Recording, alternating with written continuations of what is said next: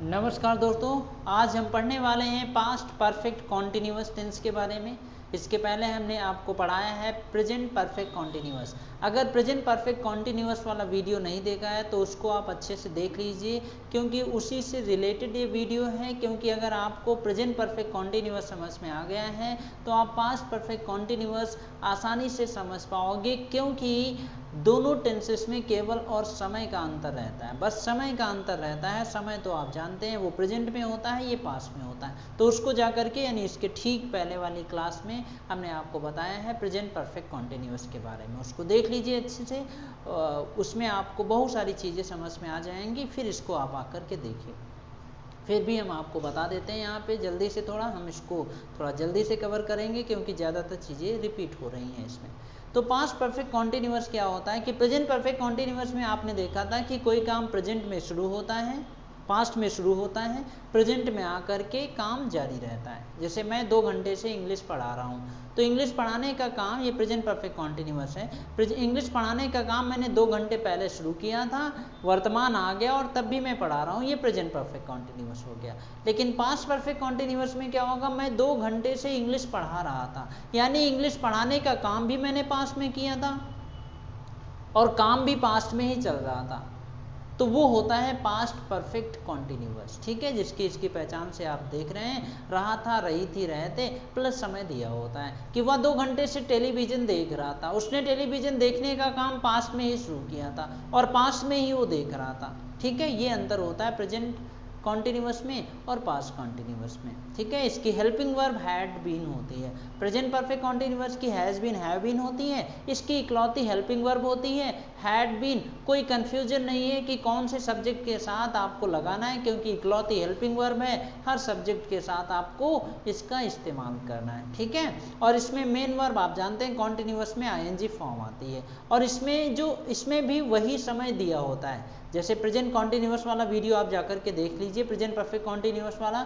उसमें हमने आपको सिंस फॉर का इस्तेमाल थोड़ा डीपली बताया है। इसमें हम थोड़ा जल्दी कवर करेंगे क्योंकि उसमें आपको, हमें उम्मीद है आपको समझ में आ गया होगा। फिर भी हम यहाँ पे जल्दी से बता देंगे, आप उसको जाकर के देख लीजिए, उसमें आपको समझ में आ जाएगा कि समय को बताने के लिए, जैसे इसमें समय दिया होता है और वो से निकलता है कि वह 2 घंटे से टेलीविजन देख रहा था, तो 2 घंटे से के बताने के लिए हम सिंस और फॉर का इस्तेमाल करते हैं। निश्चित और अनिश्चित समय ये होता है, सिंस का इस्तेमाल हम निश्चित समय के साथ करते हैं और फॉर का इस्तेमाल हम अनिश्चित समय के साथ करते हैं। इसको एक और दूसरे तरीके से समझ सकते हो, जिस समय को आप कैलेंडर और घड़ी में दर्शा सकते हो उसके साथ हम सिंस का इस्तेमाल करते हैं, और जिस समय को आप घड़ी और कैलेंडर में नहीं दर्शा सकते उसके साथ हम फॉर का इस्तेमाल करते हैं। ठीक है, यहाँ पे कुछ एग्जाम्पल लिखे हैं। सिंस 2 o'clock, 2 o'clock को आप घड़ी में बता सकते हो, इसीलिए सिंस का इस्तेमाल। 2 घंटे को आप नहीं बता सकते, कौन से 2 घंटे की बात की जा रही है। ठीक है, जितने सारे दिन होते हैं, निश्चित होते हैं, दिनों के साथ हम सिंस का इस्तेमाल करते हैं।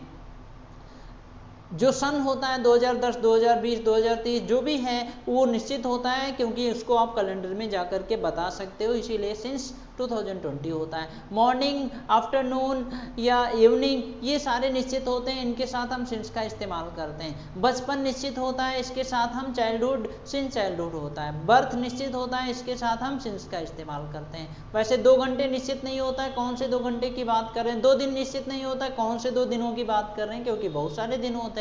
20 साल निश्चित नहीं होता क्योंकि बहुत हजारों साल गुजर चुके हैं। 2 मिनट निश्चित नहीं होता है क्योंकि बहुत 2 मिनट होते हैं। ठीक है, 2 वीक के साथ हम फॉर का इस्तेमाल करते हैं, 2 मंथ के साथ हम फॉर का इस्तेमाल करते हैं। ठीक है, उस प्रेजेंट परफेक्ट कॉन्टिन्यूअस में जाइए, उसमें आप थोड़ा और अच्छे से समझ पाएंगे। अगर उसको नहीं देखा है तो जाकर के आप उसको देख लीजिए। ठीक है, ये सिंस फॉर, निश्चित समय के साथ सिंस का इस्तेमाल करते हैं, अनिश्चित समय के साथ फॉर का इस्तेमाल करते हैं। अब हम शुरू करते हैं। ये अफर्मेटिव का स्ट्रक्चर है, सब्जेक्ट हैड बीन, वर्ब की first form plus ING, object और समय यानी सिंस फॉर से हम समय को बताते हैं यहाँ पर। ठीक है, हैड बीन इकलौती हेल्पिंग वर्ब होती है। I had been learning English for 2 months। I had been इकलौती हेल्पिंग वर्ब, लर्न वर्ब की फर्स्ट फॉर्म होती है, आईएनजी लगा दिया, लर्निंग इंग्लिश फॉर 2 months, मैं 2 महीनों से इंग्लिश सीख रहा था। वी हैड बीन, फॉर इसलिए लगा क्योंकि 2 महीने निश्चित नहीं होते हैं। You had been learning English since July, तुम जुलाई से इंग्लिश सीख रहे हो, क्योंकि जुलाई निश्चित होता है इसीलिए यहाँ पर सिंस लग गया। यू हैड बीन हिंदी भी लिख लीजिएगा, you had been learning English since July, तुम जुलाई से इंग्लिश सीख रहे हो। We had been learning English for 5 years, हम 5 सालों से इंग्लिश सीख रहे हैं। 5 साल निश्चित नहीं होता इसीलिए फॉर लगा है। They had been learning English since childhood, वे बचपन से इंग्लिश सीख रहे हैं। बचपन निश्चित होता है इसीलिए सिंस लगा। They had been learning English since childhood. He had been learning English for 2 hours, वह 2 घंटों से इंग्लिश सीख रहा है तो फॉर लगा क्योंकि 2 घंटे निश्चित नहीं होते हैं। She had been learning English since morning, वह सुबह से इंग्लिश सीख रही थी। ठीक है, She had been learning English since morning, वह सुबह से इंग्लिश सीख रही थी। She had been learning English since morning. ठीक है, ये ऊपर वाले सेंटेंसेस से पास्ट परफेक्ट है। I had been learning English for 2 months, मैं 2 महीनों से इंग्लिश सीख रहा था। You had been learning English since July, तुम जुलाई से इंग्लिश सीख रहे थे। We had been learning English for 5 years, हम 5 सालों से इंग्लिश सीख रहे थे। They had been learning English since their childhood, वो बचपन से इंग्लिश सीख रहे थे। He had been learning English for 2 hours, वह 2 घंटों से इंग्लिश सीख रहा था। She had been learning English since morning, वह सुबह से इंग्लिश सीख रही थी। Sonu had been learning English since 2010, वह 2010 से इंग्लिश सीख रहा था। ये आपको जल्दी जल्दी हम आपको बता रहे हैं क्योंकि ये हमें उम्मीद है आपको ये समझ में आ गया होगा। ठीक है, प्रैक्टिस करेंगे और बेहतर बना लेंगे। नेगेटिव सेंटेंस देखिए, subject had plus not been, verb की first form plus ING, object since for यानी समय। आई नेगेटिव में आप जानते हैं हैड बीन के बीच में हम नॉट का इस्तेमाल करते हैं। I had not been learning English for 2 months, मैं 2 महीनों से इंग्लिश नहीं सीख रहा था। You had not been learning English in July, तुम जुलाई से इंग्लिश नहीं सीख रहे थे। We had not been learning English for 5 years, हम 5 सालों से इंग्लिश नहीं सीख रहे थे। They had not been learning English since their childhood, वे अपने बचपन से इंग्लिश नहीं सीख रहे थे। He had not been learning English for 2 hours, वह 2 घंटों से इंग्लिश नहीं सीख रहा था।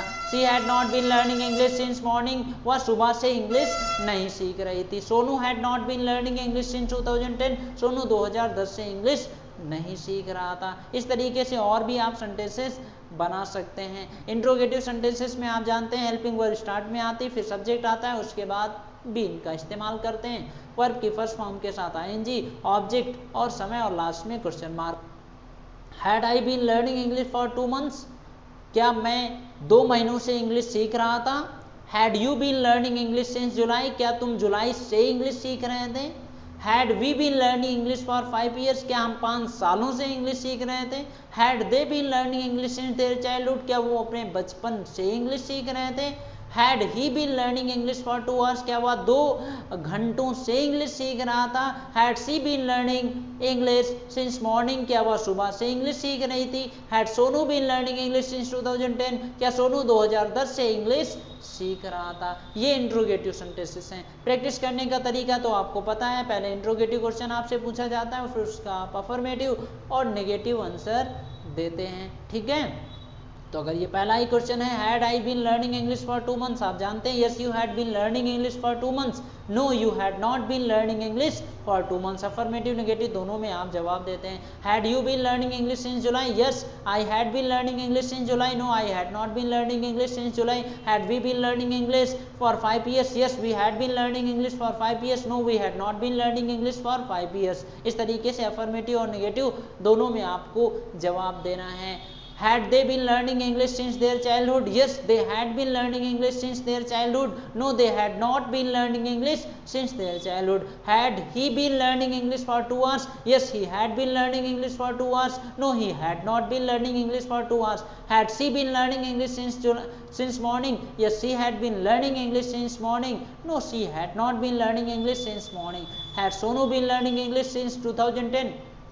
Yes, Sonu had been learning English since 2010. No, Sonu has not been learning English since 2010. इस तरीके से हम इसका इस्तेमाल करते हैं। ठीक है, तो ये आपको प्रैक्टिस करने का तरीका बता दिया गया, इसकी भी हम आप अच्छे से प्रैक्टिस करेंगे। इसके बाद आपको एक और टेंस बचा है फ्यूचर परफेक्ट कॉन्टिन्यूअस। वैसे वो ज़्यादा यूज नहीं किया जाता है, फिर भी हम आपको स्ट्रक्चर जल्दी से हम उसको बता देंगे कि किस तरीके से स्ट्रक्चर्स होते हैं, क्योंकि फ्यूचर परफेक्ट कॉन्टिन्यूअस का इस्तेमाल बहुत ही कम यूज किया जाता है और हो सके कि भविष्य में उसको ख़त्म भी कर दिया जाए। ठीक है, तो हम मिलते हैं आपसे लाइव क्लास में, वहाँ पर हम इसकी प्रैक्टिस करते हैं। लगातार सीखते रहिए अब और अपने आप को बेहतर बनाते रहिए।